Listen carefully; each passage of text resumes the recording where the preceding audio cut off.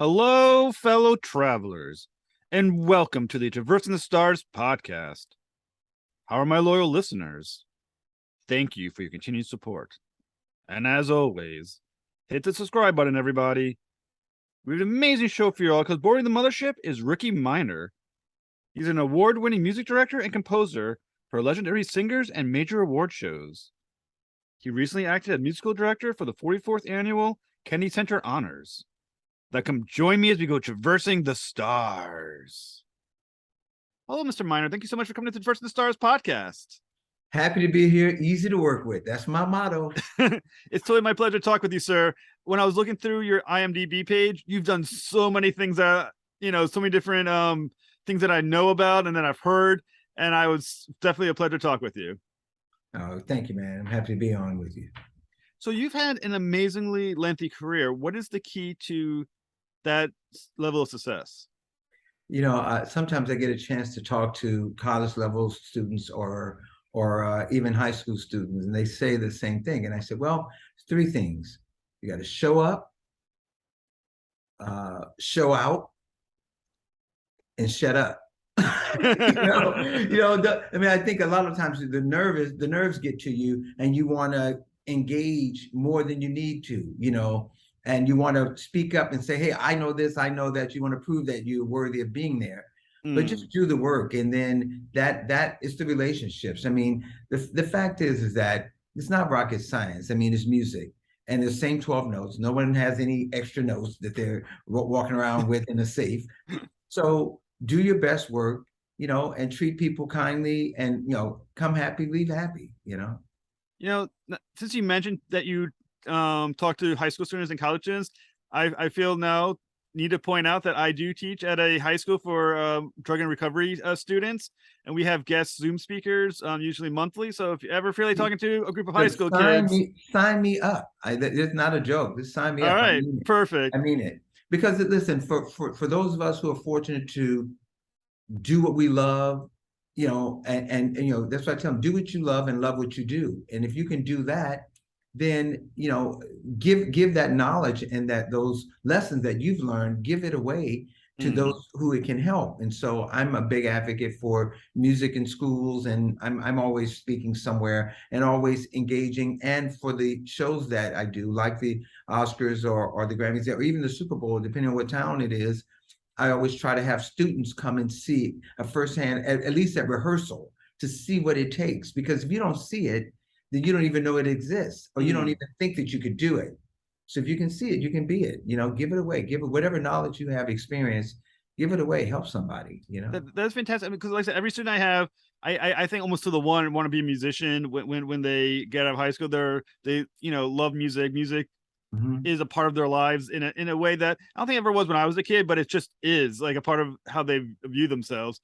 Yeah. And talking to someone like yourself who has been so successful in music in many different ways, a musical director, composer, things of that nature, I think a lot of my students, and I think a lot of people out there, could learn a lot from that. Yeah, well, I think so. Because a lot of people don't know. They think, oh, well, you've done this and you've always had it that way.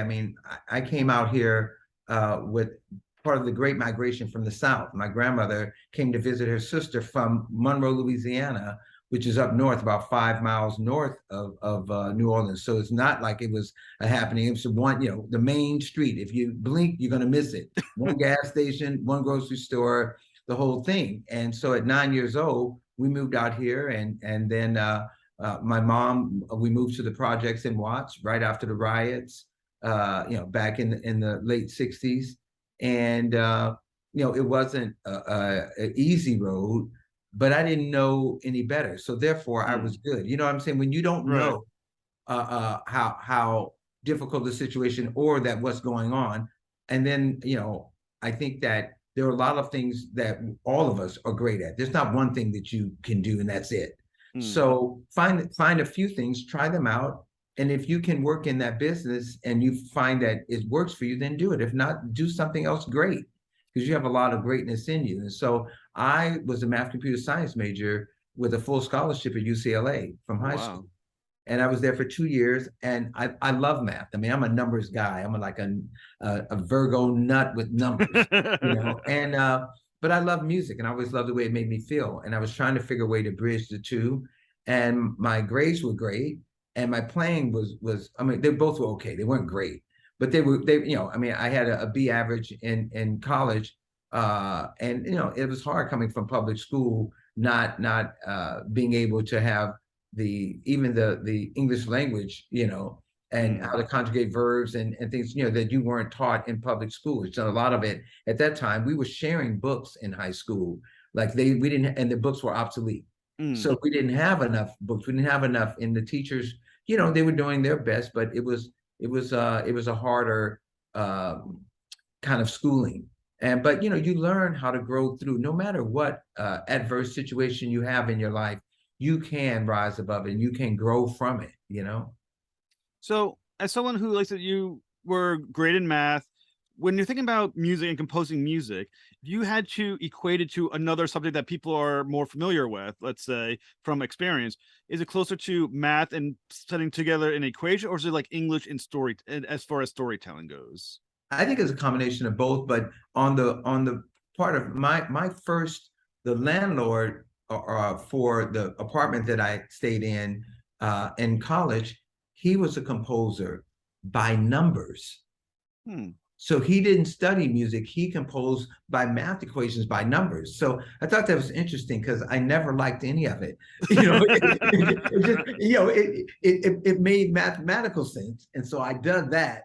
But musically, it didn't touch the soul. And I think that's the thing that we have to always look at and look for. You know, what is the meaning of this, and what are you trying to say? So that's my, you know, people say, well, what's your gift with working with artists, and what is your go-to? I said I meet them right where they are, and then we talk about what they want to feel. What do they want the audience or the listener to feel? Right. And it's trying to help them get back to the center so that you sing or you perform not from your head but from your heart. As you said, you went to UCLA for math, and then eventually, you know, and you found your love for music. So, what was it that you found that when music finally touched you? Like, was there a moment where you said, like, was there an aha moment when it reached you and you said, "This is what I have to dedicate myself to"? Well, you know, I like all kids. I love the Jackson Five, and Michael was, you know, around my age. So when they first came on the scene, I was like really like knocked out like everyone else, and I started uh, entering talent contests, dancing first, and then I put together a little singing group at probably about 10 or right around there, like 10, 11. And by 13, you know, we ended up breaking up the singing group, and we all decided we would play instruments, you know, because we needed a band. And we had a band, you know, a local high school band that was kind of backing us, but they want to play behind a bunch of kids. They wanted to be the next Herbie Hancock or something. So, Right. And they were graduating from high school. So my uncle, who was managing us, told us, you know, we need to learn instruments. So I picked bass because I sang Jermaine Jackson's part in the little, you know, because in the projects, every project housing had their own version of the Jackson Five. And my group was called the Sensations until we found out there was already a group named the Sensations. So of course we changed our name to the Original Sensations. Very original name for the Original Sensations. Yeah, Original Sensations, because the older folks weren't the original. We were we were original. Anyway, that group disbanded, and I was the only one that stuck with playing an instrument. And after a couple of years, I would write in one of those legal pads the title of a song. I just sit by the radio all day and try to learn a song. And when I knew it, you know, from beginning to end, when it came on, then I'd write it in the book. After 100 songs, I called my uncle up and said, "Hey, I know 100 songs, and I'm going to put a band together. Will you manage that band now?" Because he was, you know, helping us with the other group. And then that band went on to do a bunch of weddings, proms, bar mitzvahs. I mean, we worked all the time. My uncle, again, he worked in computers, so I got that part from him. We set up a business. The band had a business. We opened up accounts. We had our own. We bought our vans. We bought music equipment, sound equipment from our gigs. So he taught me that business side of it. And then when I got into college, I would come back from UCLA to play with the band and everything, but they weren't taking it serious. So I quit, and my uncle's like, you got me involved in this and you quit. And so I got another bass player. And then I started just playing. I would play, just gigs. And finally, I just left school in my junior year and decided that I would move out and move back to the projects with my mom. I wanted to play music. I love math and I love school, but I wanted to play. And I wanted to be happy more than it wasn't about making money. I just wanted to be happy. Yeah. And music made me happy. So I moved into a back house, $100 a month in Watts, after I stayed with my mom for about a month while I looked for a place. And I lived there for 5 years. No girlfriend, no TV, just practice. And like I said, I would play at the opening of an envelope. I'd play anywhere. Yeah. And I'd leave home and work and do work with big bands, salsa bands, jazz trio. I mean, whatever it was, a wedding band, whatever it was, I'd go and do it. And through that, I made a lot of great relationships where people knew, I would show up on time. I was always prepared, all those things. But within the first year or so, I got my first gig, professional job, working with a name artist, and that was Gladys Knight and the Pips. And here I am, 1920, first time on a plane. I'd never been on a plane before, so I didn't know anything. I was green. And I actually have a book out called There's No Traffic on the Extra Mile. It's Penguin Random House. And it's kind of that story about this. That's what my grandmother used to say to me: do more than what's expected of you. And you have no competition. You're it. You have to be better than you were yesterday. That's all. Don't worry about what anyone's doing on the side or in front or behind you. Just be your best, best version of yourself. Be the best you. And so I took that to heart and I just practiced. And from that, the Gladys gig, I ended up meeting other musicians and other professionals. And then finally, by the time I was 22, I met this girl trying to get a record deal. I got a call to put together a band. That was Whitney Houston. And so you never know where it's going to lead you in those relationships. And then the Whitney thing led to everything else. I went to the University of Whitney is what ended up happening. I studied everything about her, about following a singer, about supporting a singer, about guiding them, because I don't have to sing like Whitney Houston to know what the right tone is for the song and what the right notes are and how to talk to them and really connect with them in a very organic way. We don't have this. I don't have I'm the boss and and I'm the teacher and none of that. We're just talking to see how we can get to where you need to be in order to be present during your performances. Now, where does that drive come from? Because you sound like an extremely self-motivated individual. And I know I read that you were part of a family of 11 kids. Did that?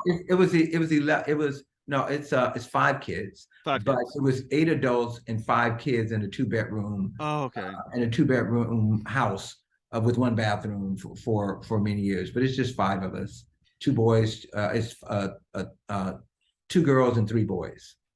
So, did living in such a large group help foster the need for to be determined, to have that drive?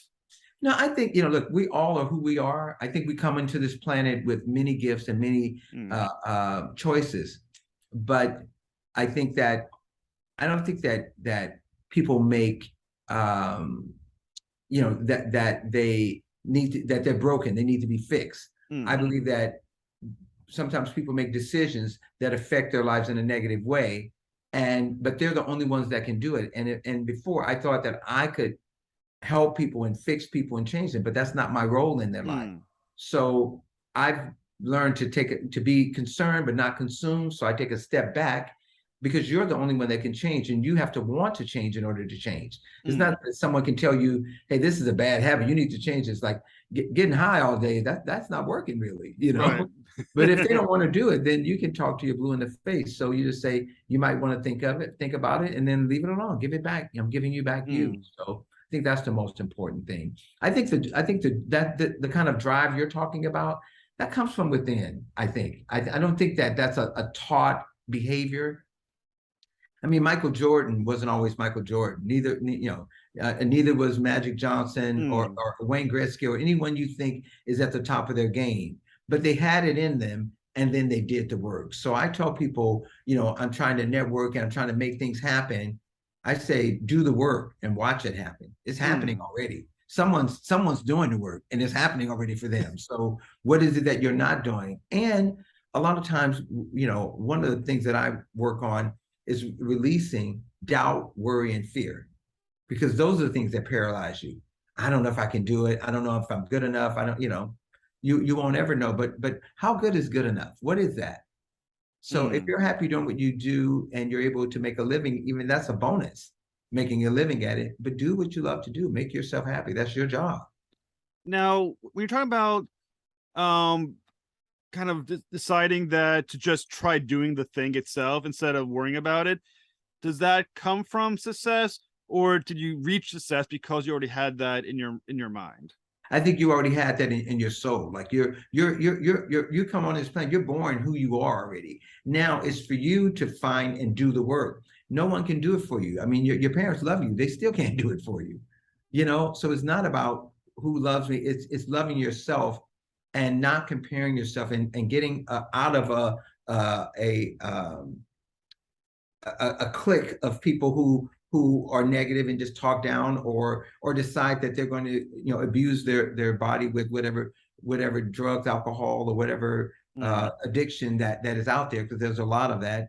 And that's one of the things. I know a lot of people I knew a guy who was definitely way more talented than I with music. I mean, he had perfect pitch. He could hear a thing and had no training and sit down and write down everything he heard. I mean, he just had gifts. But there is mental illness, and I think that people really think the people who are mentally ill, it's not that they choose to be mentally ill, but there is help available. And I think that understanding that there's no shame in getting the help you need. So if you're feeling suicidal or down, then pick up the phone call or call someone and get that help. And I think that it's our society frowns and looks down on someone that has challenges, be it physical, mental, emotional, whatever that is. But it's not that they chose that. Most times they don't choose that. I mean, my uncle was deaf, deaf mute, and when we moved out, I lived with my grandmother, helping with my uncle, and he was happy as he could be. But the thing is that he didn't choose that, So we did get the help that he needed to have a very active and peaceful life. He ended up working doing upholstery work at Goodwill, and he was happy with his job, and he would wait for the bus to pick him up, and and it was a good life for him. So I think that I got off on that because a lot of times if we don't achieve what we think we want, like people say, I'm going to do music if it kills me. It probably will, because some of you can't sing, so you probably shouldn't do music. But a lot of times we doubt that we can do it, but we're fearful not only of a failure but of success. What if I get successful and they realize I don't know what I'm doing? So I'm a fraud. I'm an imposter. I'm a fake. Yeah. I have that all the time because I know what I know, but then there's everything else. So you can't know all there is to know. You just can't. I agree with you 100%. As a teacher, I will say, as an English teacher, I will say there are gaps, and you got to just know where they are and try to do your best to overcome them. Yeah, exactly. And also give yourself a hug. Don't beat yourself down. A lot of times they fear that people are going to think I'm a failure because I quit. But I would say never look at the term quitting. Just say you change your mind. It's okay to change your mind and say, I thought I want to do this, but I don't want to do it as much as I thought. I mean, the work now that I realize how much practice it takes to, then I don't want to do that. And, and then they work at a bank and I don't want to do that, but you're not quitting. You're just changing your mind. It's your life. You're free to change your mind without judgment. And anyone judge you, say, hey, get a life, get your own. This is fine. Exactly. So on the road to success, is it mostly mindset or more talent? I think it's a combination of all things have to line up. So when you are looking at a lock, it locks up like that, right? Well, the thing is that all these things have to line up. So it can't be this lineup and then these don't, because you can't unlock all of the things inside of you. So to unlock it is to let go. The power is in letting go, not holding on things that don't make you better. So if you're having a challenge, then take a look at it and say, I need to work on this, and I'll spend my time on that. But be ready and be okay with moving on.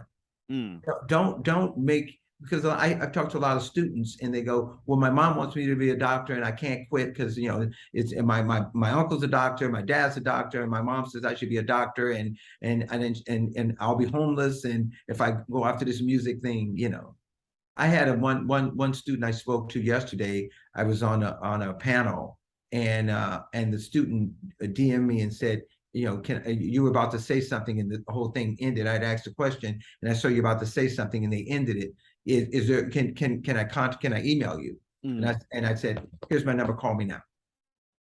And she cried and cried because all the stuff I spoke to her was exactly what she was going through. And it was the stuff that we talked about it's okay to do what you love and love what you do. I was okay if I never made any money or played with anyone famous playing music. I was happy. So that alone gave room for other things to happen without the pressure of being famous or successful or any of that stuff. I mean, all of that's fleeting. I mean, you'll go from being, people go from being, I work with Patty Austin. She said, you go from being, who's Patty Austin, to get me Patty Austin, to get me a young Patty Austin, to who is Patty Austin? And that's the career of anyone in entertainment. I mean, actors alike. I mean, no matter what you do in the business, if you're a grip or whatever your job is, cameraman or, a producer, it's all fleeting. So you've got finite time on the earth. Boy, enjoy it. Back up and get out of your own way. So how does someone navigate the peaks and valleys of an uncertain career in entertainment? Well, I think that one thing my grandmother, she had a whole lot of sayings, she's from the South and Southern woman. She said, happiness is not having what you want, but wanting what you have. Wanting what you have. That's what happiness is. So if you see someone with some new shoes and then you're not happy till you get those, then how, she says, when does it end? Now someone else just walked up with a new shirt. You want that. So whatever you have, that's where your happiness is, with gratitude. And the things that'll come to you, and there's Al Jarreau, I used to work with Al Jarreau as well. There's a song that he has called Wait a Little While. It's wait a little while and welcome what you're after. Give it some time and it'll come to you. As soon as you no longer try, you'll turn around and find it standing by your side. Don't forget it. If you let it, it'll come to you. I think, I really believe in that. And I've seen it happen. I've seen this conversation happen. And someone said, as soon as I let go, everything became clear. I mean, I saw things in Technicolor, I mean, I heard music and I let go of wanting to be compared to anyone or be like someone or be as successful as that person. I'm happy. And so therefore it opens the portal to ideas. I mean, next thing you know, they're writing symphonies and they never even wrote a symphony, but everything's coming a lot easier because you're putting away all of that stress and that weight. That's a lot to carry. So I read that. So you've been a musical director for the Grammys, Emmys, and the Oscars. So for those who don't know, what does a musical director do, and is that how's that different than, let's say, composing? Well, the music director for that and the Super Bowl as well, I've been a music director for. So you're charged with every detail of the music. So it's all of it. It's from composition, arranging, orchestrating, uh, um, contractors, budgets, handling the entire show. And that's dealing with the artist management, that's dealing with the producers, the directors, stage managers, audio department. I mean, so your team has to put together not only your contractor has to hire all the musicians, you give them a list of who you want on this, they go through the list, they hire everyone. You have to decide what the tone of the show is, the music or the tone of the arrangements, whatever those things are. And then you have to make those decisions. Is every song have to be big? Why can't we do one with just piano and vocal? Why can't we do this one with just a string quartet and a harp? So if I look at, say, the Kennedy Center Honors, which are the two nominations that I have this year, both of those shows were totally different because one was right at the beginning of COVID, where we had to pivot and move the show into so we couldn't do the show in 2020. We ended move in June of 2021, but it was all outdoors or in venues where we're separated. So I had to decide some things needed to be pre-recorded here in LA because they were production numbers where the band wouldn't even be there yet, and the choreography had to be done. So it's all of those things, those decisions that you have to make, and making sure that you are able to connect to each artist and help them pull out that once in a lifetime performance. Now, with all that stuff that you're talking about, I mean, that goes beyond just talent. You need a skill of organization at a very high level. I mean, is that innate with you, or is that something you've learned?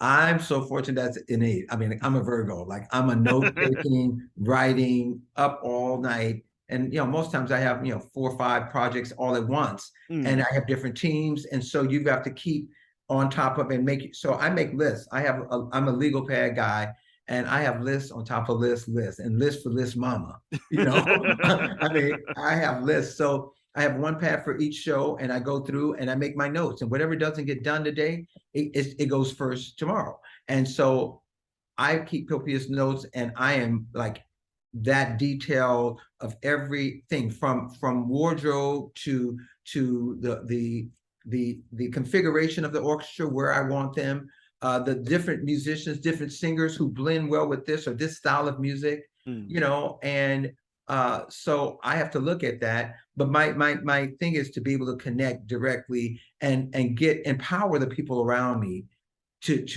really show up and do the best job they can, And like I said, I want the best idea, and it doesn't have to come from me. I don't need it to come from me. I don't need that. So, I mean, I think the cool thing is that you worked on so many, and as a composer and music director for so many massive shows, like you said, the Super Bowl, Grammys, Emmys. I mean, the audience for these shows is not only massive in size, but diverse. And some of these shows are even international and with a diverse viewership. So, when you're composing music, do you have to change an approach, or does it affect the approach when you're thinking about doing it for an audience of that large size with so many potential people, different interests, different favorite types of music, all that kind of stuff, backgrounds? When I was with Whitney Houston, we did it was called, for HBO, her first was it the first? No, it's the second HBO special, and second or third, I don't remember, but I think it was second or third. So anyway, it was called One South Africa, and Nelson Mandela had been freed and he became president. And Whitney went over there, and I was trying to think of the tone. This was the first time that that Black people and white people were in the stadium together at the same time watching a concert in Africa, or in South Africa at least. And I was up in my room with my equipment stuff, and I was trying to write a piece to open the show with, and this piece came to me, and I wrote it and I was crying while I was writing it. I was crying. Mm.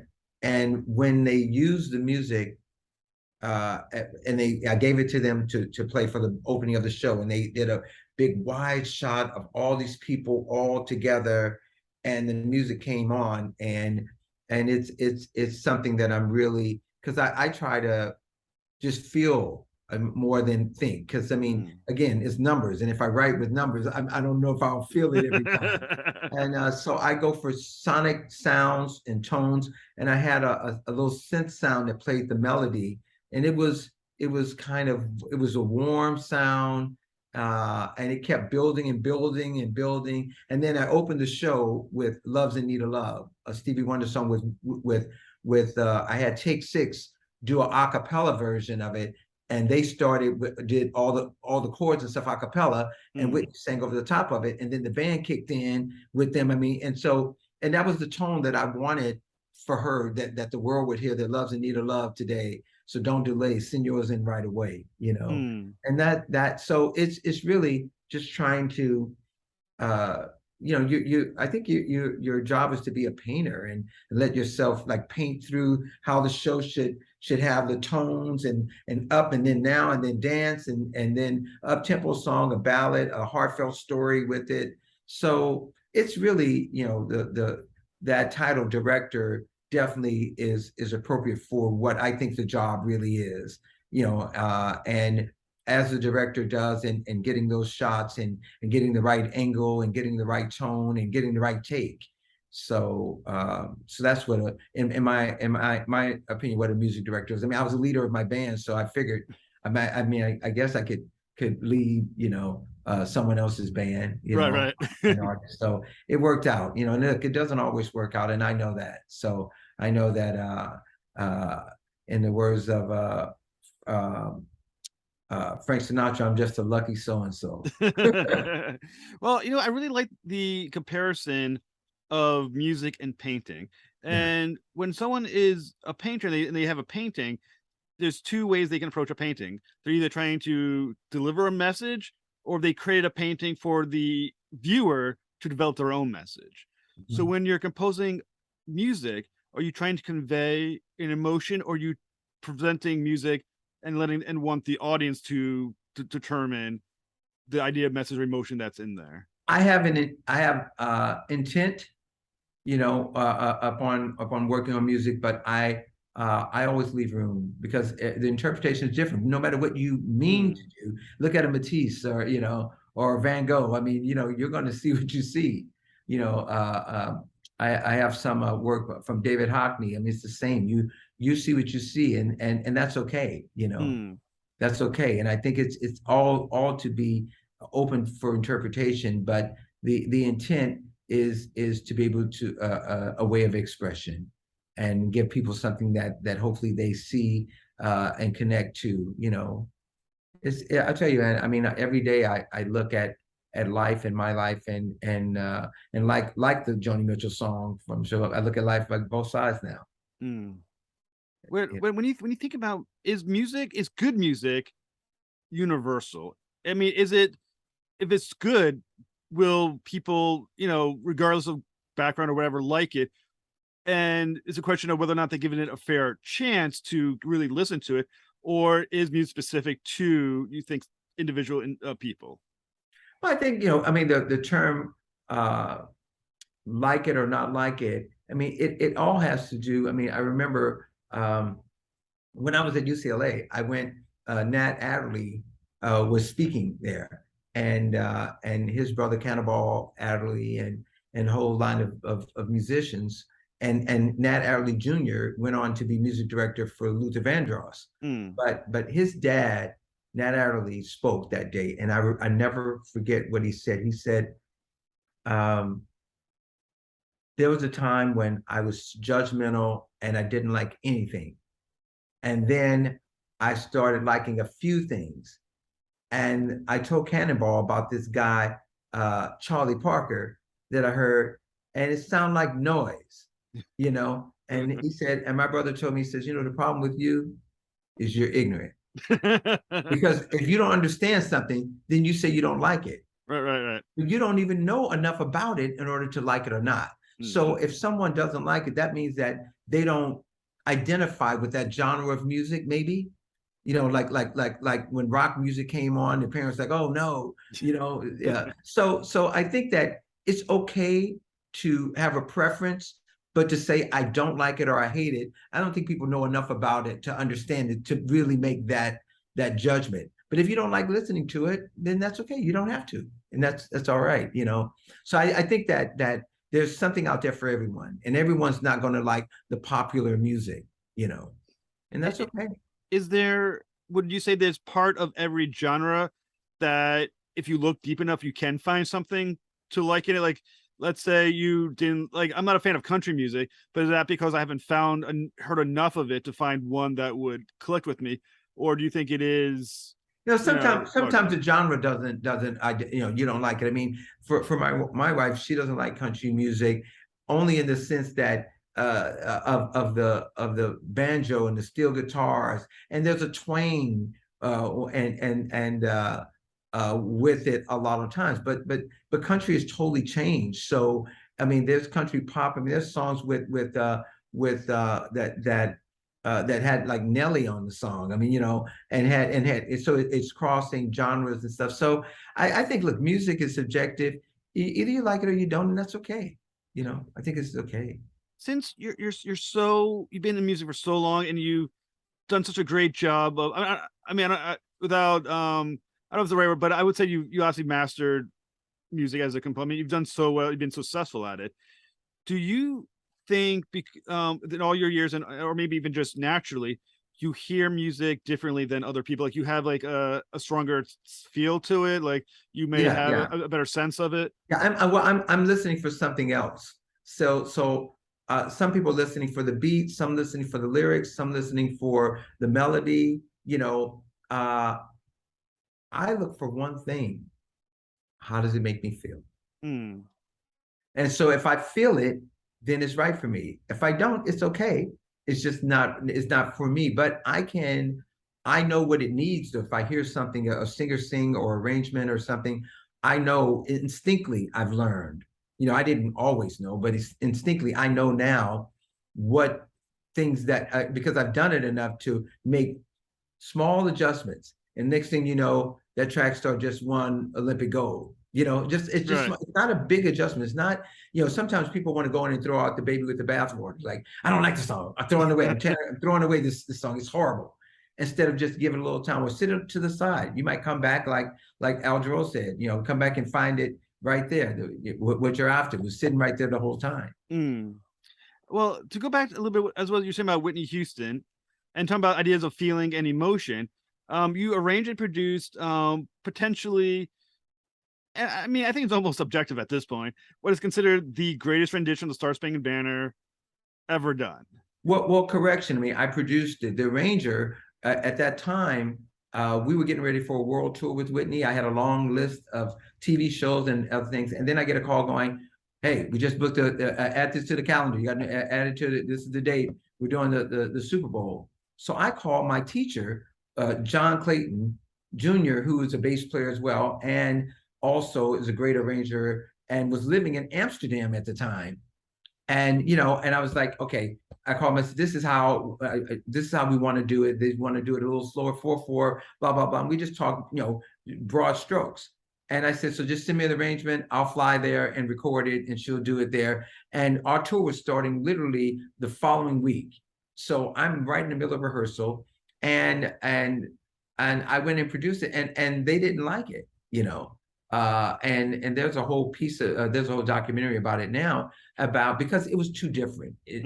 Again, remember what we talked about. It's not what you're used to. So instead of in the waltz tempo, oh, say, can you see by the 1, 2, 3, right? Marvin Gaye did it for the NBA All-Star game, and he used a drum machine. It was in 4. Oh, say 2, 3, you sweet 2, 3. So it gives you a little more time to hold out the notes. And that was the key thing that she wanted in there. And from that, it was different. There was a rhythm on the snare drum.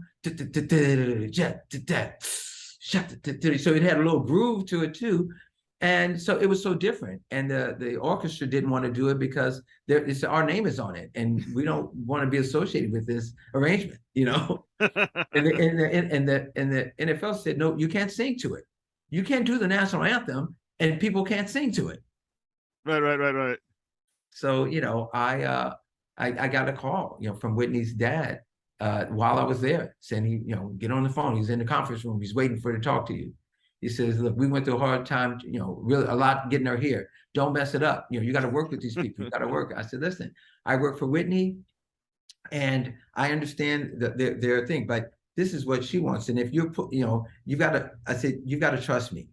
If you know, I pull out this card, this is my trust card. If you take this, you got to trust me.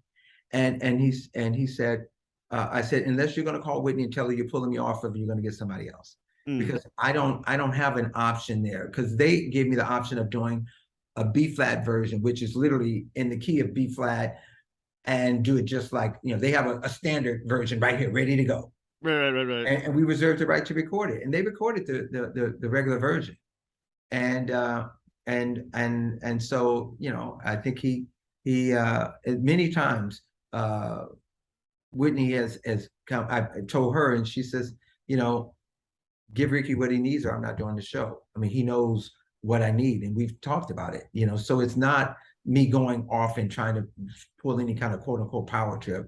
I'm just trying to protect the artist. That's my job, you know, to make sure that they're seen in the best light possible. And after that, I ended up doing several more national anthems, including Backstreet Boys, Jennifer Hudson, Beyonce, worked with the America the Beautiful and music director for the show with Mary J. Blige, Mark Anthony, Dixie Chicks. I mean, you know, Sting even did one of the things there as well. So I mean, it became a thing to do that. Now I think there's a lot of different versions of the national anthem, you know. I mean, because once again, the national anthem is one of those songs that's just embedded in our country and our culture and everything like that. Was it difficult to decide to do it differently, or was that the fun of doing it? Well, it wasn't my decision, you know. I mean, I wouldn't and never take credit that's not due. It was Whitney, you know. She saw that NBA All-Star game. She wants to know, he had more time. Like, I want to take a little more time and let the notes hold out a little longer. And the fact is that she never even listened to the arrangement until we did the pre-record, which is what, you know, you have to do for the Super Bowl as a safety. But, you know, she never even heard it. I mean, she was that probably the most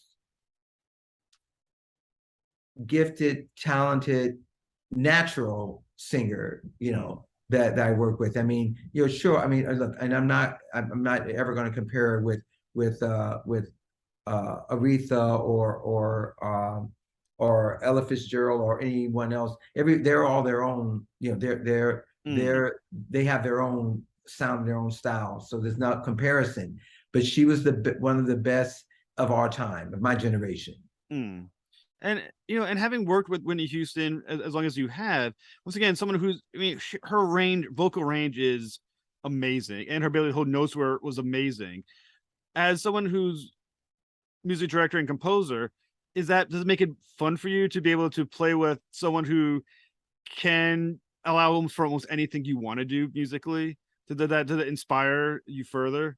Well, absolutely. Well, it informed me the endless possibilities that there are with music, because I was still a little cocky with this 12 notes. There's only 12 notes. Nobody can do more, blah, blah, blah, blah. Right. But she found the notes in between the notes and be able to bend and with dynamics give that emotion and make the, you know, the hairs on your arm stand up, or, you know, I would say the hair on your head, but then that wouldn't relate to me so much.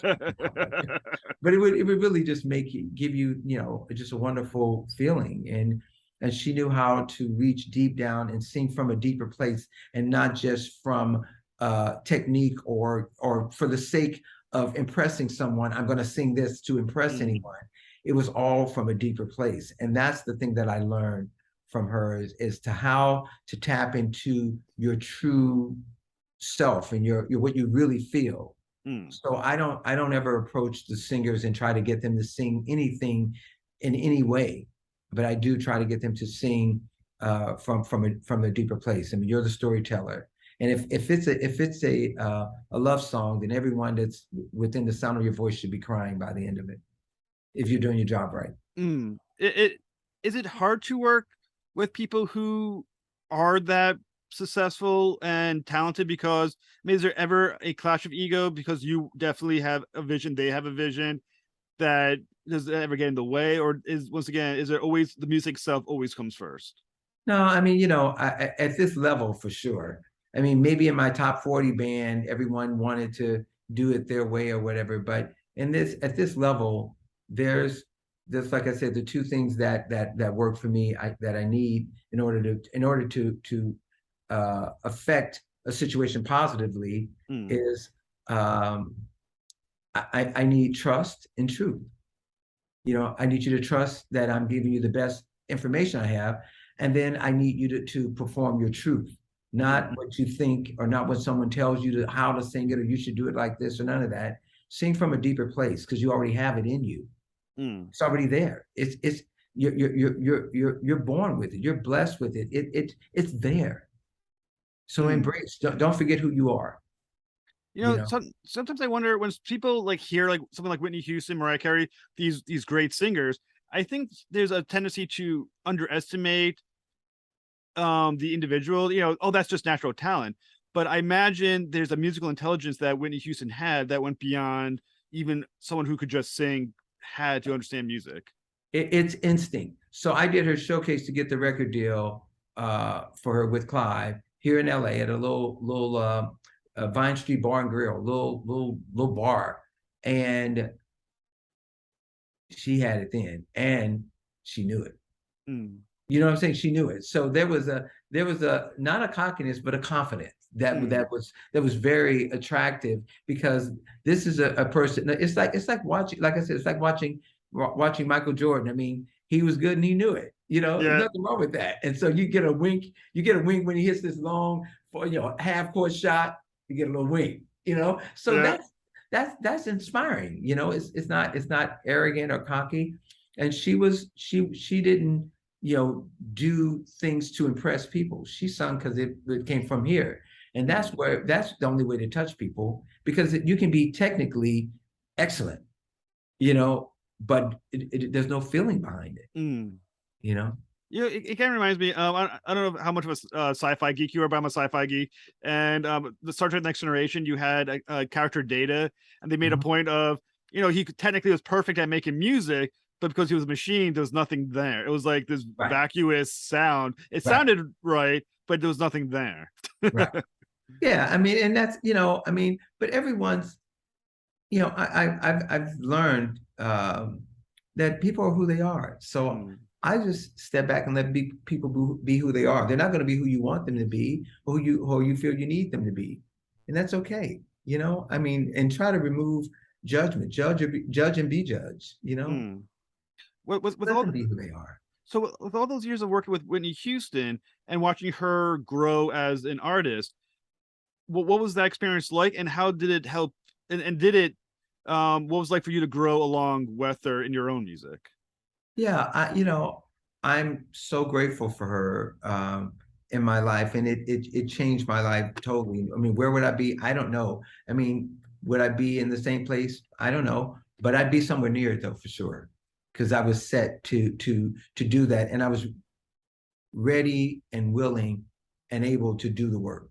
Mm. And you've got to continue to do the work. You've got to continue to grow. And people said, you have to uh, you have to switch careers and you got to change, and I don't believe that. I think just do what you do and don't worry. I mean, some people say, well, you've been doing a long time, you're older, there's new people. I said, listen, the fact is that all of us, every single person on this planet can and will be replaced. Mm. That's the way it is. That's called life. So Right. at some point, you're gonna go through life where you're the new person, then you're not so much the new person, and then but you just change what you want to do, So, I mean, part of my thing now more so is I'm doing more um, developing content. And so I have several shows that I've sold and shows that I'm producing. And a lot of the shows I work on, I'm either producer or co-producer, executive producer on these shows because of the expertise and the know-how of how to get it done on time, on budget, and and have the excellence stamp on it. Mm. So having someone who having a career that you had, that you worked with Aretha Franklin, you worked with Whitney Houston, you worked with Beyonce. These are basically three different generations of artists. Mhm. Is there inherent sameness to these great artists, or do you notice with each new generation that's popping up, a significant difference in how either they approach or the music that they like to perform, that kind of thing? Yeah, well, the music evolves. I mean, when the first thing when rock and roll came, it goes, oh, what are these kids listening to now? So every time there's a new genre, people have something to say about it. If it's for you, it's for you. If it's not, keep it moving. I mean, you don't have to really Mm. beat down what someone else likes and say it's horrible or it's trash or whatever. I mean, for me, that's a waste. That's already a waste of air and energy and all that. Like, I mean, I have a limited time on this planet. It won't be spent tearing down everyone else that doesn't like what I like, or Right, or right. coming up with something new. So, from trip hop to acid rock to whatever you listen to, do it and enjoy it. And so I don't have any judgment on that. And I like a lot of everything because I understand the creativity that goes behind it. So some people sample a lot, and I love that. I mean, when they first started sampling James Brown drums and stuff, and I mean, I love that stuff. So I love it all, and live and let live. Mm. So Now, I don't have any real judgment. I mean, I like a lot. I listen to a lot of radio and keep current on what people are listening to, and a lot of the newer artists with using different effects on their voice or on the equipment. And I like it. I enjoy it. Is it something that I do daily? Not really, but if I need it, I've got a team that can generate that kind of groove or whatever that thing is that the artist wants. So sometimes I bring in just different programmers, different orchestrators, different arrangers. I mean, whatever it needs. mm. No one builds a car from scratch by themselves. Right, There's a right. there's a lot of parts that go into it. So I'm happy to have help in everything. I have never had a need to. I did it all. Mm. That first of all, that'd be a lie. And then so, but you need a team, and everyone has a team. I mean, Spielberg has a team. I mean, it's not you can be the producer, executive producer, and the director, but you're not gonna write it, shoot it, edit it, do the color correction. You're just not gonna do you don't have to do that in order Mm. to be a good leader. I think one of the amazing things about you is just how insightful you are, not only about music, but yourself and career as well. And when you wrote a book called "There's No Traffic on the Extra Mile," so when in writing it, like, what did you learn or insights did you get about yourself that you wouldn't have reached if you hadn't written it? Well, I mean, I was doing American Idol at the time, and they had a chicken soup for the American Idol Soul, and that was my first year, and it was Carrie Underwood and Mm. all, and I started season 4, and I ended up doing 9 seasons of it. Did 6, and then I went and did the Tonight Show, came back and did another 3. But in that, that was my contribution. What grandmother said was, "There's no traffic on the extra mile." And so I wrote a 2-page thing in there, and I was approached by a literary agent saying, "Do you think that there's a book in this? Because this is really powerful, blah blah blah." And so it said, "Yeah, well, I've never written a book before, but I could do it." And same thing, I would talk into at that time a tape player, cassette tape, and just talk every week into it and have someone transcribe it and then Mm. edit it, and we got the book deal. So, in your own words, like, what would be the essence of the book's message to those who read it? Well, the title alone, I mean, the thing is that, like I said earlier, that my grandmother said that um, people are okay doing just enough to get by. So maybe they don't notice that I came in late today or that I didn't finish the work, just enough. Said, but if you give them more than what they're expected, then you have no competition. You're it. And the best version of you is everything. The average version of you sucks. I'm just going to do just enough, and that's all. I'm going to show up, so that way when I sneak out, they won't even know that I left. Because I don't stay late after work. I don't stay when that clock strikes. I'm out that door before the bell finishes, before the sound of the bell is off. I'm already in the car. So that's what I think that I give my clients, that all of me. Like I don't just phone it in or do a little, and I think about it all night, and I'm constantly emailing, texting, sending sketches, demos until I hit that note with them where they go, I love this. I love this. Thank you. And they recognize for going that extra mile. And they may not even say those words, but they recognize that I care. I'm not in it for the fame or the money or any of that. I'm in it because this is what I love to do. And to get the opportunity to do it is everything for me. It wakes me up in music. And I think that we all have a calling, and there are many things that you can choose from the things, because you're not great at just one thing. We're all great at many things. So answer the calling at what resonates the most with you, and see if that becomes fruitful. If it doesn't, you need to change, then do something else that you're great at as well.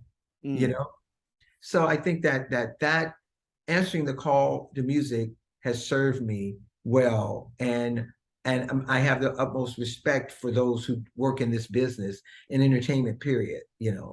But music for me, there's a healing power in music. I mean, it changes the molecular structure. I mean, literally, people in the hospital have music therapy, and it really. I remember Ella Fitzgerald, and I read this in her autobiography, but towards the end there, she wanted live music in the hospital for her, so musicians would come by and play for her.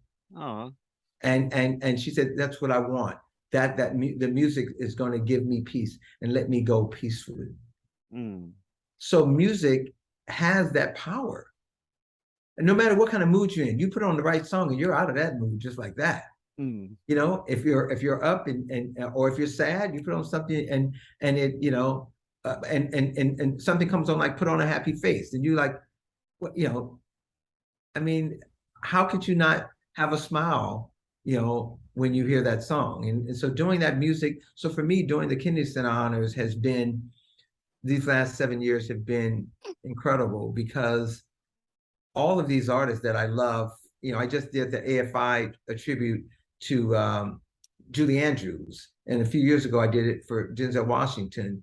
And to see that body of career, the body of work in their career, and to be able to do this for them, it's emotional for me, because I grew up with the sound of music and Mary Poppins and all, and so I had the opportunity of meeting her several times, and I'm like a kid. I don't have any words. I barely could I get a wave. I can't even say, like, nice to meet you. That's not enough. I want to tell my whole story to her about how she influenced my life. But I don't, that's not the space. But I was able to look her in the eye and say, thank you. And that did it for me. Thank you. So do you think you have another book in you? I probably do. And I should write it, because my wife's a children's book author. And when she got pregnant with our daughter, she had 12 books and this YA novel, children's book, and a YA novel, all this stuff come to her in dreams. She never sat down to write anything. So I'm really mad. How is that it comes so easy? And her first one was a read of the month for Hudson bookstores throughout the airports. And it's the first time they picked a children's book. I had my book out. When my book came out, I went to the airport and I went and bought 6 books. And I got my credit card, and he looks at the credit card and he looks at the book. He goes, you're buying your book? I said, I got to get the sales up somehow. Hey, whatever works, man. Right. And mine wasn't book of the month nowhere. Right. So maybe you got to write a kid's book now for to try to compete. No, I can't. I mean, but first of all, it came from our daughter to her, so I need that kind of divine drop down, because I mean, literally, she slept with a notebook by the bed, but she wouldn't turn on the light because she didn't want the portal of where that stuff was coming. So she just scribbled on pads, and I'm like, and look, I sleep hard. Like I don't play with my sleep. When I go to sleep, I'm asleep. I'm not a light sleeper. I'm asleep. Right. So I never knew all of this stuff until she started telling me about it, that another one came. And so the second book is coming out next fall. And she's working on the YA book now. And, and she was a dancer. Like she was on Broadway. She was an actress, singer. And this new career just, our daughter said, hey, I got something for you. Yeah. So. Well, that's extremely lucky for her. I know. Well, maybe tomorrow your daughter will wake up and be like, I have a piece of music for you. Right. Hey, you never know. But I'm really grateful for this, and I'm grateful to be able to talk about this and connect with you as it relates to your students too, because that's so important to me. Like I'm on the foundation board at the Television Academy, and I helped start Grammy U and Grammy and Grammy Camp back in 2005 for the Grammys, and really trying to reach these kids and really give them a hand up. They don't need a hand out; they need a hand up. Well, I will know for a fact that I think they really enjoy talking with you. Like I said, we do it usually once a month. It's about 20-25 minutes. They submit questions. I read off to you to talk to, and I think they would love to talk to someone who does it well. I'm sure they get tired of listening to me talk all day long. Yeah, but people I'll tell you, if it weren't for all the people that stopped and took the time to just share a word with me and tell me exactly what I needed to hear, how did they know? Right. How did they know? And so, my math teacher, Mr. Shoemaker in high school, I've had mentors all along the way, and still, the Quincy Jones, the Ray Charles of the world. When I finally met them, they would say just one thing to me, and it would resonate with me for years. And still, so I know that there are people out there that care, and we just have to show a little kindness to each other, and help each other.